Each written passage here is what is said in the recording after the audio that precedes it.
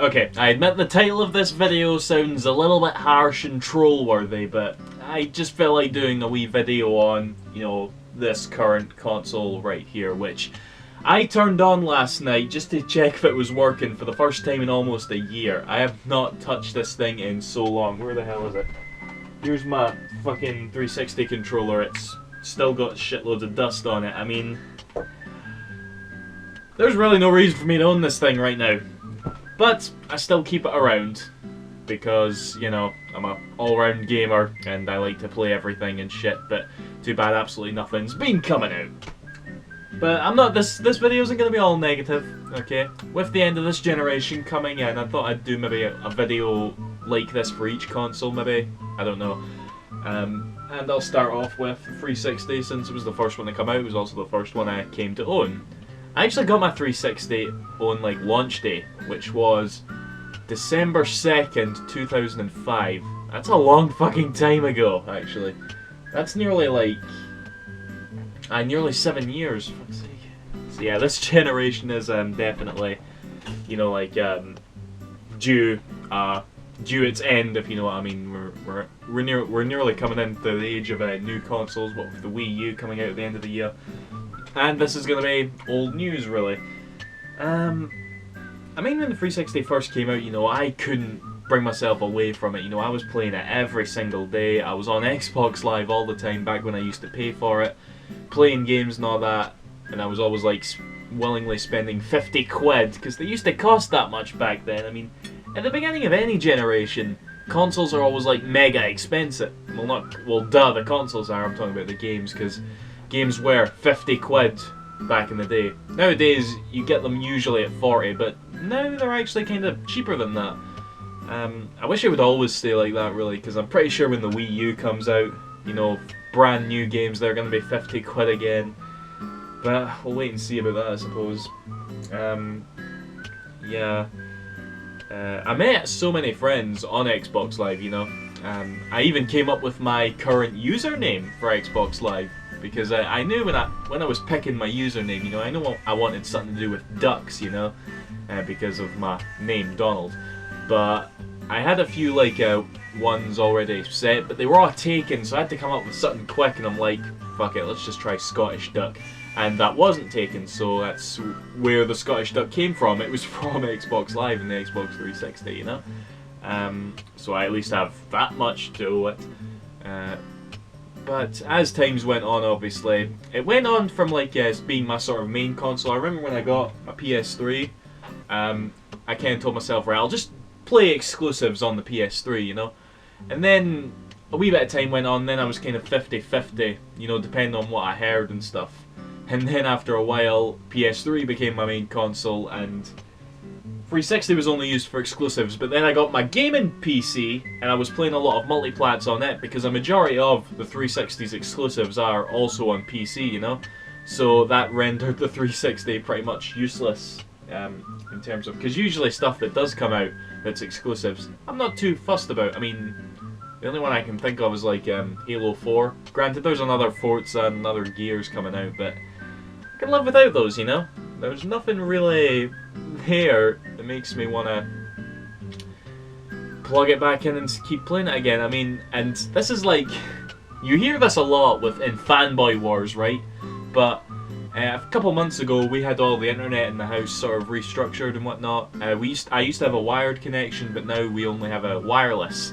And when I turned on the 360 for the first time, I realised, oh fuck, I can't connect to the internet. Again, you hear that so much, and it used to be something I never really fussed about, but I can't get online with this thing now, because I don't have the fucking 90 quid wireless adapter. Is it 90 quid? I don't even know. It's overpriced anyway, that's what I know. I kind of, despite that though, I kind of sort of maybe want to, if I can get it for really, really cheap, get one of the Xbox 360 Slim models. Solely because I've got games here that I want to play, and I want to go online and download stuff and whatnot. Well, I might want to anyway. That and the fact that this current model doesn't have a HDMI port, and when I replaced this TV, you know, about a couple months ago, there's no component cables in it, so I can't play this 360 in HD now, and I'm kind kind of strict about that, you know. I don't like playing my standard def, my HD consoles in standard def, you know, it just doesn't look right to me. So if I can get one for really cheap, I'd go for it. I don't even care about the hard drive or Kinect or whatever. Just the 4GB Slim would be good enough for me. Like, but yeah, 360, it's not getting used at all now. Regardless though, I've got all my exclusive games here. I've got about 40 to 50 360 games, and here I've got about 20 exclusives. So I don't know. These are this pile of games right here is the reason I'm keeping this thing about. So I'm just gonna name them all off here and give you my wee thoughts on them, just for shits and giggles. Okay. Viva Pinata. This game's fucking awesome. It's really, really good. Why does everybody like down this game so much? It is fucking addicting as hell. It's the only like sort of slice of life game that I've ever really got mega into. I remember when it first came out, me and this pal I had in college, you know, he was the same age as me, and we were like 18, okay? We used to play it all the time and we used to always come into college and moan about, oh dude, my Maca-Raccoon totally became this, you know, we were always, I can't even mind most of the Pinata's names, but we were always going on about it, and we even watched like the animated series, because they used to put like the episodes up on Xbox Live for you to download, and I got really into that cartoon. It was really good. So yeah, really fantastic game, by the way. I doubt I'll ever play it again, but I have a lot of good memories of it, and it's a good game in itself. It truly is. So yeah, Viva Pinata. Shame that series is kind of dead now, though. Microsoft seems to have swept under the rug. I never did play the sequel, actually. I don't think I will, because from what I've heard, it's kind of the same thing, but who knows, who knows. Okay, Gears of War 2, my favourite Gears of War game to date. Still not played 3, not too incredibly fussed about 3. Number 1 is also on PC now, so, you know, that gets scored off the exclusive list. But not this one, funnily enough. I don't know why they haven't ported this to PC yet. It seems a bit weird to me, but suffice it to say, it is widely considered to be a 360 franchise, you know. What with the new one coming out soon as well, not being made by Epic. I believe Epic Games isn't making that one. I don't know. I'll maybe get around to Gears of War 3 at some point, but Gears of War is awesome, you know. It's a really, really good third-person shooter. I can't rag on it in the slightest.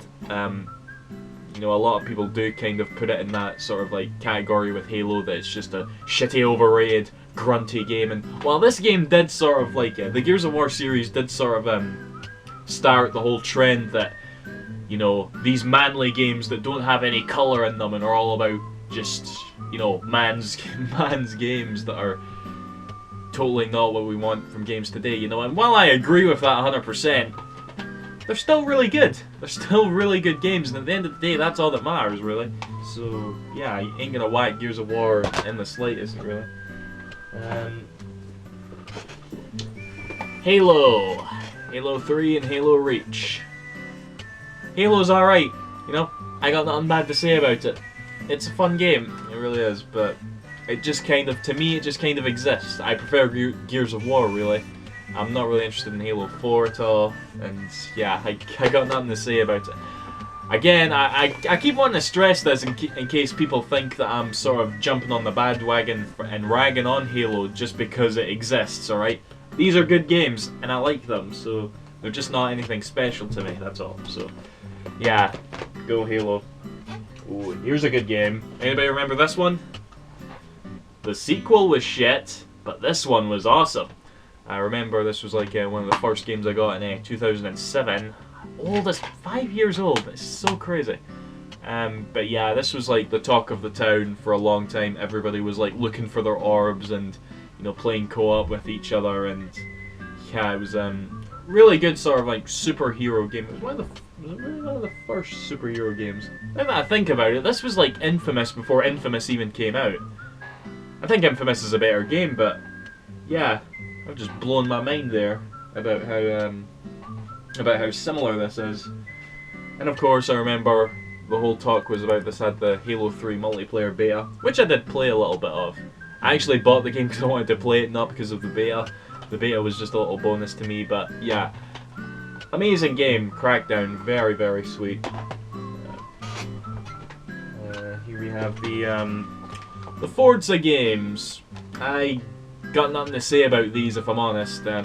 I'm not big on racing games, but I will play them if they're good, and these are good. Sort of simulation driving games, and one of the few exclusive franchises the Xbox does have. But yeah, again, just like Halo, can't whack it. It's good, you know.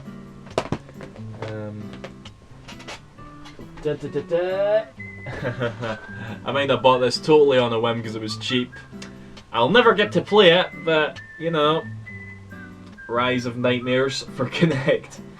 I only wanted to get this because it was from the makers of House of the Dead and all that, and it did look really good. It seems to have that sort of like cult following right now, and yeah, I'm never gonna get to play it because I don't know if I'll ever own a Kinect. I've got a friend that's got a Kinect. I really should ask him to play it sometimes, but yeah, it was cheap, and I totally don't mind owning it regardless. So yeah. Okay, now who remembers this game? This game was me and a friend. We spoke about this game. Holy shit! I've just noticed who developed this game. AQ Entertainment. They actually helped out in making the last story. Fuck me. But yeah, who remembers this game? Bullet Witch. I never did beat it, funnily enough. It's a budget game published by Atari, and there's a lot of flaws to it. It's pretty short, the voice acting is cheesy as fuck, and I don't know, at the same time there was something quite magical about it, you know? Very sort of early generation stuff right here.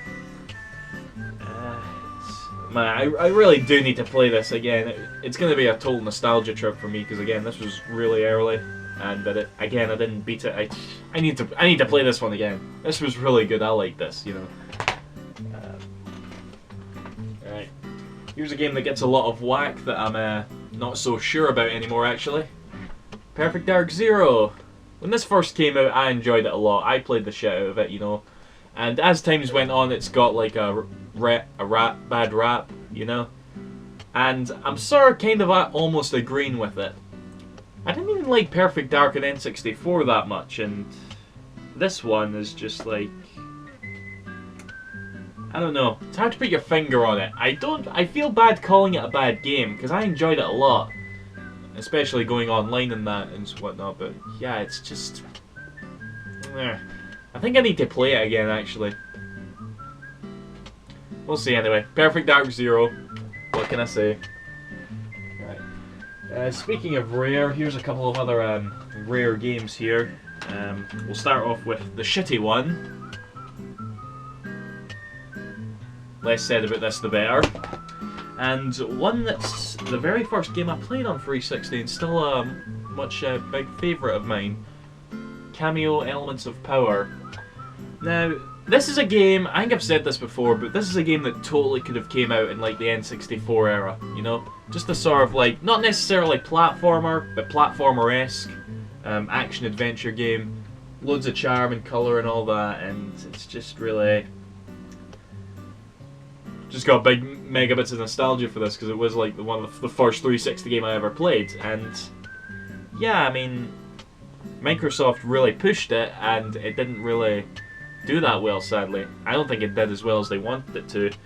But, yeah, really sad to me. I need to get back to doing my Let's Play of this, because I did start one, but I had to cancel it. But I will go back to it eventually, because I really, really did like this.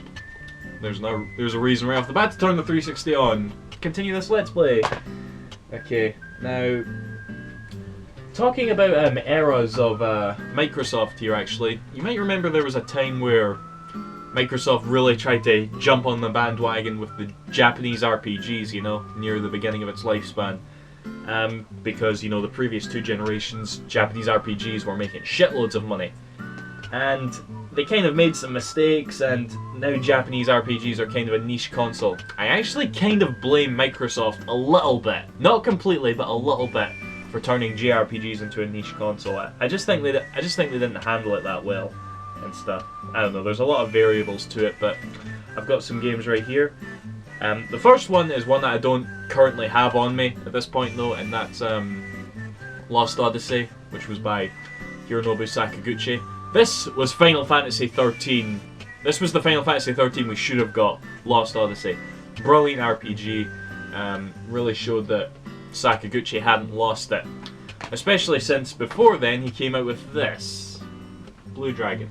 Good game. Good game. Not gonna whack it. I enjoyed it. I beat it.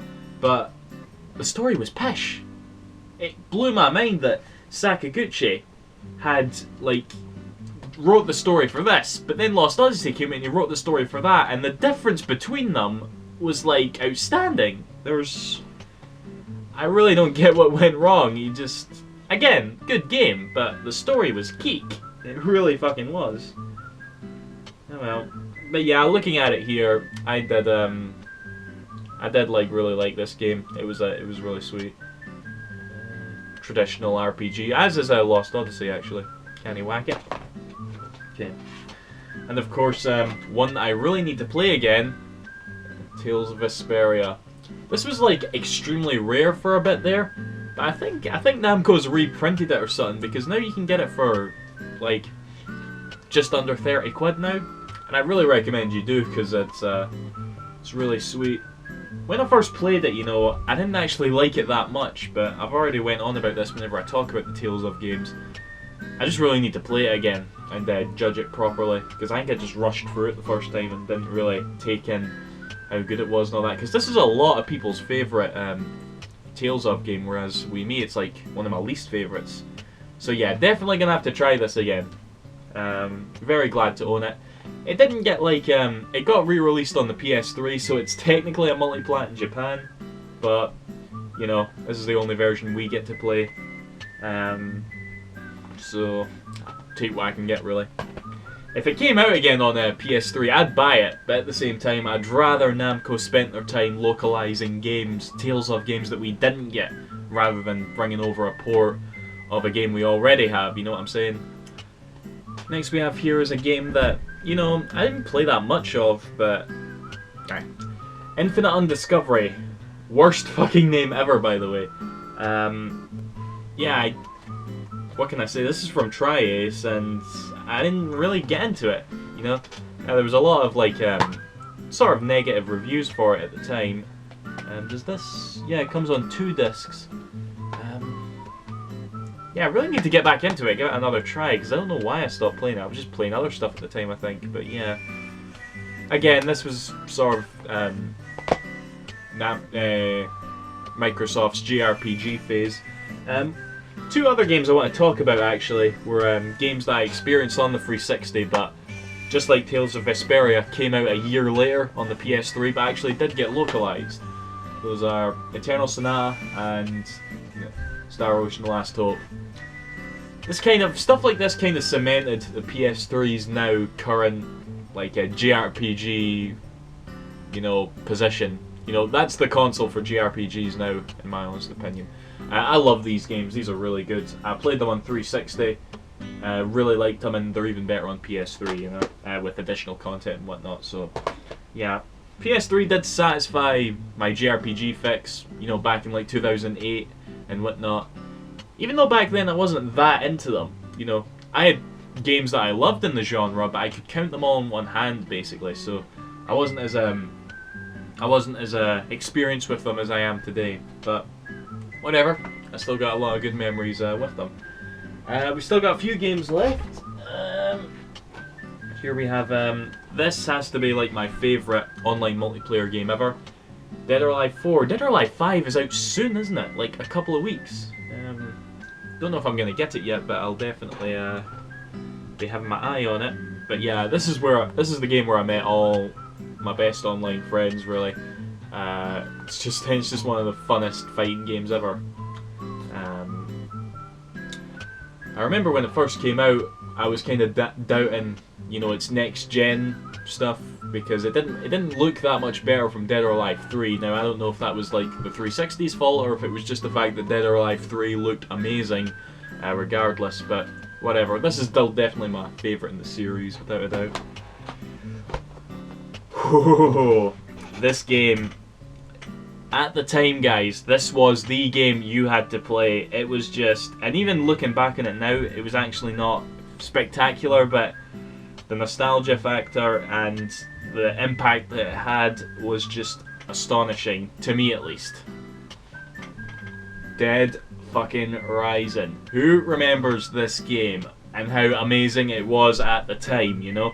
Again, right now, it's not really special if they were to release it again or whatever, but it's just such a... It was just the thing you had to play at the time. It really friggin' was, okay? I can't really say much other than that. It was... I've still not played Dead Rising 2 to this day, but it was so fucking good. It was really, really fucking good, okay? I'm never gonna get rid of this game. It means too much to me. And for a long time, this was actually my favourite 360 game. Saints Row, the original. I really liked Saints Row 2. I wasn't too keen on Saints Row 3, but this one was the best, and I got really like achievement happy with this game, you know, constantly hunting for achievements and whatnot. It was a lot of fun. Yeah, just at the time, you know, massive Grand Theft Auto rip-off at the time, you know, everybody was like raising eyebrows at it and whatnot, but, you know, me at the time, I was just like, this game is really good, I like it a lot, and, yeah, and it's since spawned a franchise which isn't quite true to its roots, if you should say so. I don't know. Some people would probably argue with that, but I don't know. This is my favourite anyway. Really good. It was in 2006 this came out, so it's quite old as well. Okay. And lastly, here are the I'd say these are the two most recent games I ever bought for the 360. Both from the same publisher. One of my favourite publishers actually. That's Death Smiles Deluxe Edition. This is sort of a shoot 'em up bullet hell game by Cave, which is a really good developer in Japan. And there's actually a few of their Cave shooters are you know, released and are 360 exclusive apparently. So, but this is the only one I have right now. I need to pick up the rest, like, because I really fucking love these games. These are really good. Comes with a shitload of extras as well. You know, the game, a soundtrack CD, and a bunch of wallpaper stuff. And there's like 6 different versions of the game on the disc, so it really is the complete edition right here. Yeah, highly recommend it. It's really cheap as well. And the last game I have here is... See, there's supposed to be a PS3 version of this coming out, and when it does I will gladly chuck this version. But yeah, this is Deadly Premonition. Fucking fantastic survival horror.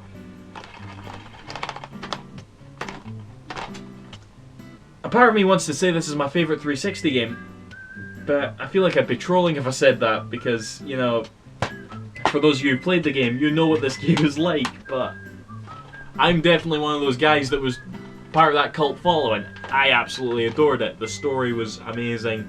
It's just a... You know what? Looking at all of these games, I'm realising this 360 is always going to have a place in my heart, you know? Even if it's fucking useless right now and it's probably going to break the next time I turn it on, you've done me proud, 360, okay?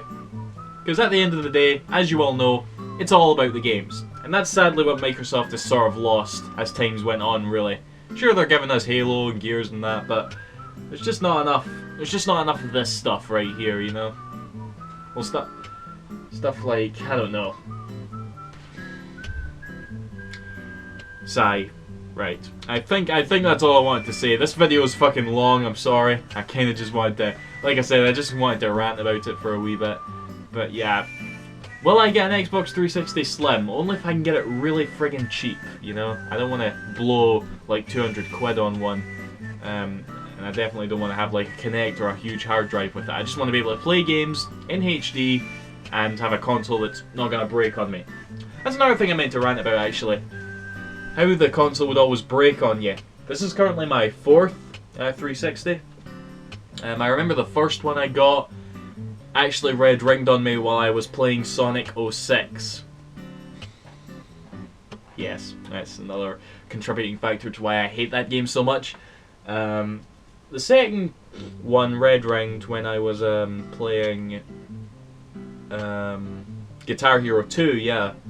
It just happened randomly, I don't know why, And the third time it red ringed, this is my favourite one actually, was when I was playing Sonic Unleashed, but what happened was it was just after the NXE update came out, and the thing that you could do in that update, one of the things you could do was install games to your hard drive to reduce loading times and all that.